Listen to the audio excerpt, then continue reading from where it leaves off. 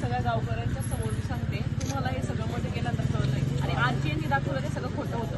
ते शुभमतेली सर त्यांच्याशी बोललेले, त्यांच्याशी बोलता बोलले. आज त्यांनी जी अवस्था दाखवली ती सगळी खोटी आहे. तुम्ही येणार म्हणून केलेलं आहे. तुम्ही माझे दोन्ही व्हिडिओ पहा मागचे.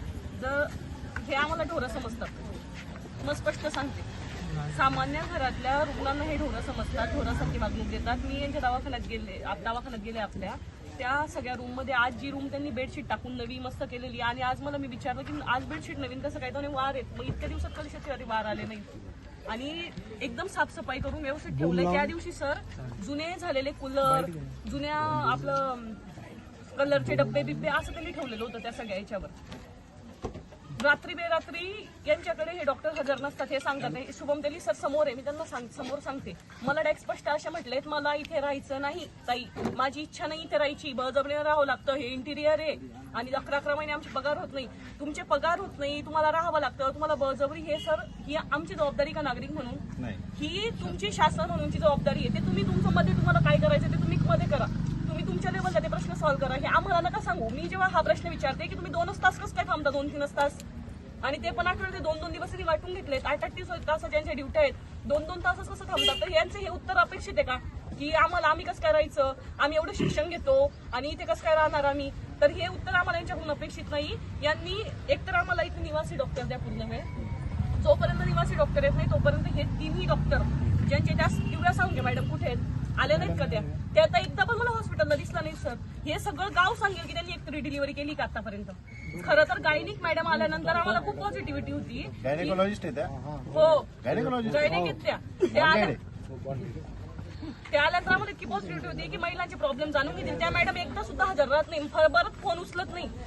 ते दुसरे जे सर आहेत काय ना दीपक सर, त्यांच्याशी तरी मी फोनवर बोलले, त्यांचे तरी उत्तर नीट आले थोडेफार की हा मॅडम आम्ही करतो, पण हे हजर राहत नाही सर, कुणीच हजर राहत नाही. आणि आम्हाला हे उत्तर ते नेहमी देतात की आम्ही याला काय करणार, आमच्यावरच नाहीये. त्या दिवशी लाईट कटली गेली, MSCBशी पण आम्ही बोललो अधिकाऱ्यांशी की लाईट कटायला पाहिजे होती, पण याला आम्ही काय करणार गावकरी म्हणून एक त्या दिली सिस्टर होत्या.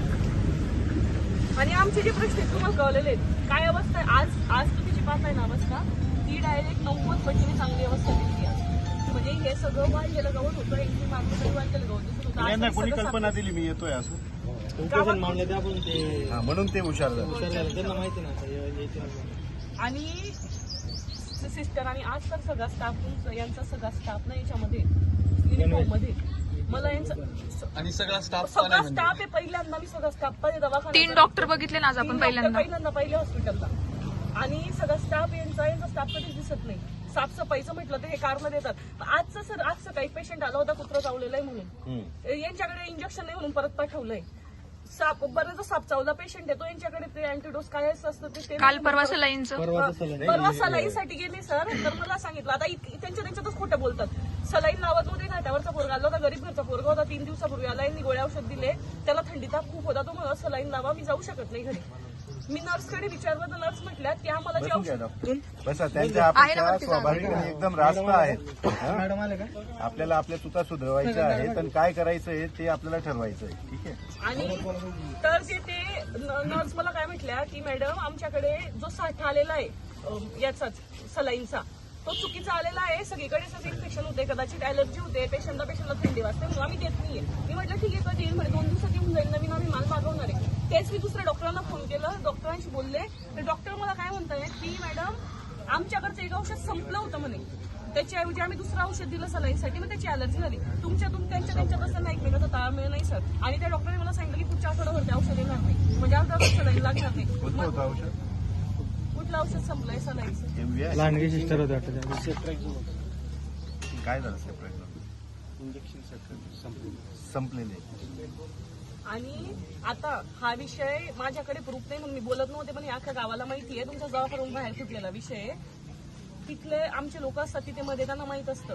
यांनी इथल्या सप्लाय जे देतात गोळ्या औषधी देतात त्यांनी व्हॅलिडिटी संपलेलं काय म्हणतात त्याला, एक्सपायरी डेट संपलेलं औषध दिलंय. मग ते कोणाच तरी लक्षात आलंय का नर्सच्या की तिथं औषध दिलंय, मग तुम्ही एक्सपायरी झाले औषध ठेवतात का सर? म्हणजे मी तुम्हाला खरंच सांगते, आम्हाला पुढे सांगा तुमच्यासाठी जास्त राहिले. आमचा नातू गेला होता सलीमला आणि का काय तर त्यांनी ही टीव्ही खोचली, ही टीव्ही खोचून पाहिली म्हणजे ती लागली नाही, म्हणजे त्यांना नस सापडली नाही किती बरोबर. वय होतं? हा वय किती होतं? तर मला वाटतं का 14-15 वर्ष 13-14 वर्ष. आणि सर बरेचदा आपण हे सांगतात डिलिव्हरीच्या वेळी सगळ्यांना विचारावं की हे डिलिव्हरीसाठी डायरेक्ट रेफर करून टाकतात प्रायव्हेट हॉस्पिटल प्रायव्हेटला करतात ना जेव्हा इकडे घेऊन जा तिकडे घेऊन कमिशन राहतं सर. कमिशनचं म्हणणं आहे. आमच्याकडे रेकॉर्ड आहे. घेऊन जा रेफर करतात हे गायनिक मॅडम येतात. मॅडम तुम्हीच आहेत ना, पहिल्यांदाच बघते मी तुम्हाला. तुम्ही ड्युटीला कधीच नसतात. तुम्ही 4-5 हॉस्पिटलला येऊन गेले आणि तुम्ही एक तरी डिलिव्हरी नाही मला सांगा सगळ्यांना. 7 महिने झाले मॅडम. एक डिलिव्हरी किती केली का डिलिव्हरी मॅडम केल्या 7 फक्त तेवढे महिन्यात? विचार. एक डिलिव्हरी तुमच्या हातून झालेली नाही मॅडम. गायनिक म्हणून आम्ही खूप मला असं आनंदात होतो. वाटतं मला असं वाटतं तुम्ही तुमच्या अडचणी मला एकदा सांगा. मी सगळ्या नागरिकांच्याही समस्या राऊंडमध्ये ऐकल्या आहेत. ठीक आहे.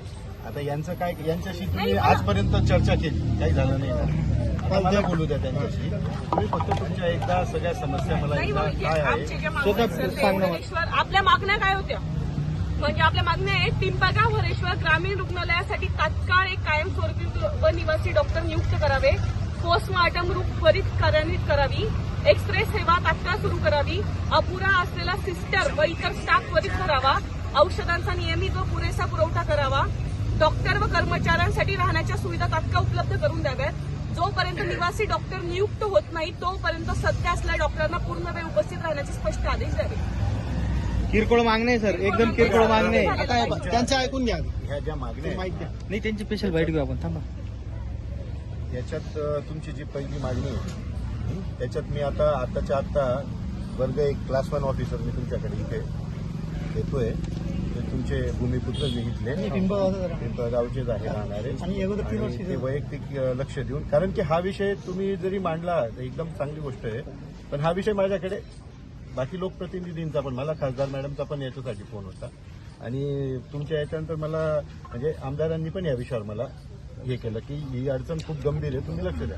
प्रश्न असा होतोय की आता काही तांत्रिक अडचणी डॉक्टर्स न राहणं. आता कसं असतं, आतापर्यंतचं आमचंही काही गोष्टी अशा होत्या की चल बाबा एवढंच जातोय ना, एवढं करतोय ना, कारण यांच्यावर तर खूप याच्यात घेतलं.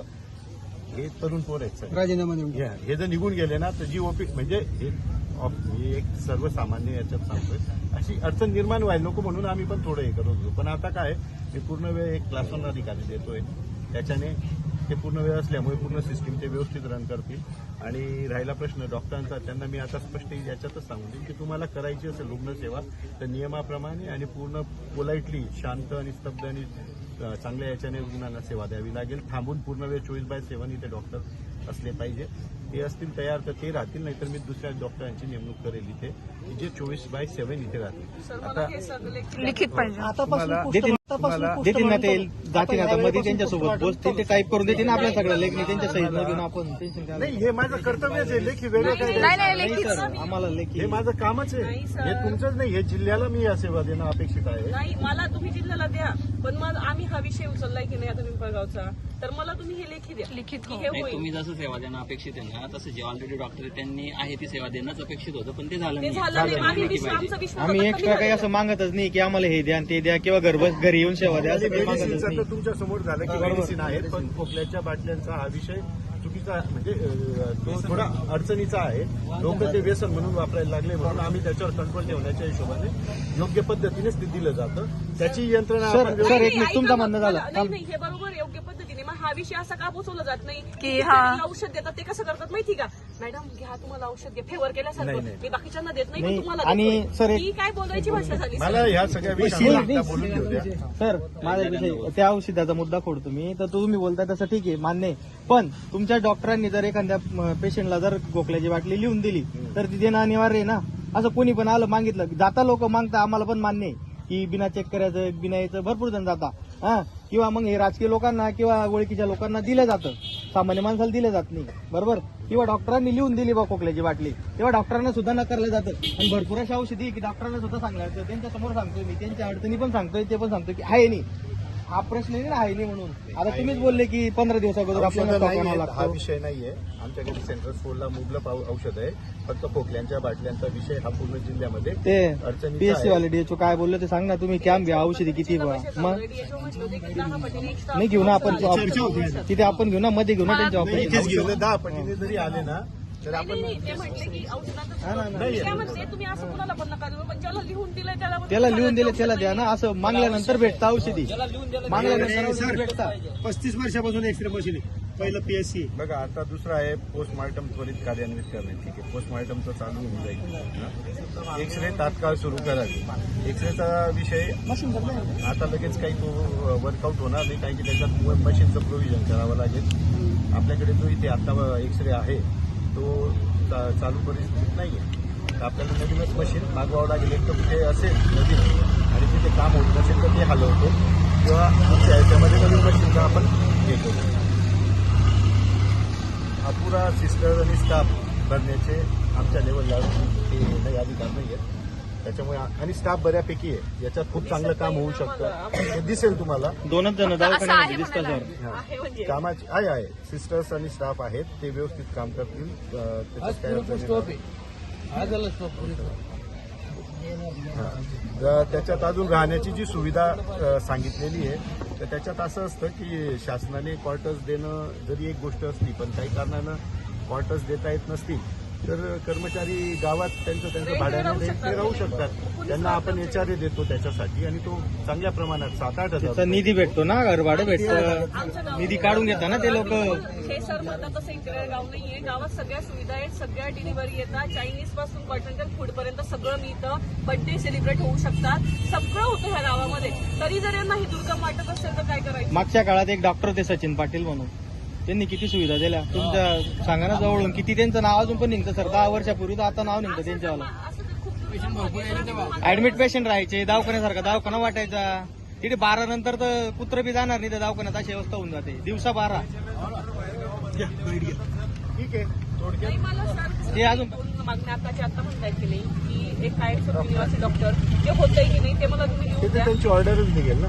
हा नाही, पण तुम्ही आता मी करणार आहे इतक्या हा. दिवसात ऑफिसमधून एक लेटर टाईप करा आणि तुमची सही करून द्या. नाही, टाइम लिमिट द्या ना, की 10 दिवसात 15 टाइम दिवसात. लिमिट काय, मी उद्याच आता उद्याच्या ऑफिस टाइम मध्ये त्यांची ऑर्डर निघेल, तो काही विषय पण नाही. नाही सर, मग तुम्ही असं करा ना, मला मी तुम्हाला तुमच्या मी एकच सांगतो, माझ्या तुम्हाला ईमेलला रिप्लाय द्या सर, ते पण चालेल. देतो. मी तुम्हाला तुमचे ज्या अडचणीचे सगळे विषय आहेत ते सगळे विषय मी 100% म्हणजे जे विषय मी तुम्हाला एक्सप्लेन केले ते विषय त्या पद्धतीने मी व्यवस्थित करतो. हे सर तुम्ही करणारच आहात तर तुम्हाला इथलं 4 रुग्णालय द्यायला काय इथलं problem? रुग्णालय आणि इथल्या सगळ्या काही जी परिस्थिती आहे ती तुम्ही मला 15 दिवसांनी महिन्याभराने सांगाल की ते सगळं सुरळीत आणि चांगल्या पद्धतीने चालू हे आहे. सर तुम्ही आणि तुम्ही ते जे तसंच तोंडी चालेल. म्हणताय ना ते मला तुम्ही माझ्या ईमेलला 4 ओळीचं उत्तर शासकीय द्या. याच्यामध्ये मी तुम्हाला वैयक्तिक देण्यापेक्षा हे माझं जे कर्तव्य आहे ते मला करायचंय. मी नाही असं ना वेगळं सर, नाही असं करू. नाही ना, म्हणजे मी असं नाही झालं तर मग मी तुम्हाला परत उपोषणाला बसायचं, परत तुम्हाला असं नाही होऊ नाही शकत. सर, आम्ही जर का तुम्हाला निवेदन दिलं नसतं, तुम्ही इथपर्यंत आले नसते, डायरेक्ट उपोषणाला बसून गेला तर तुम्हाला मला ऑफिशियली कळवलंच नाही बा तुम्ही न.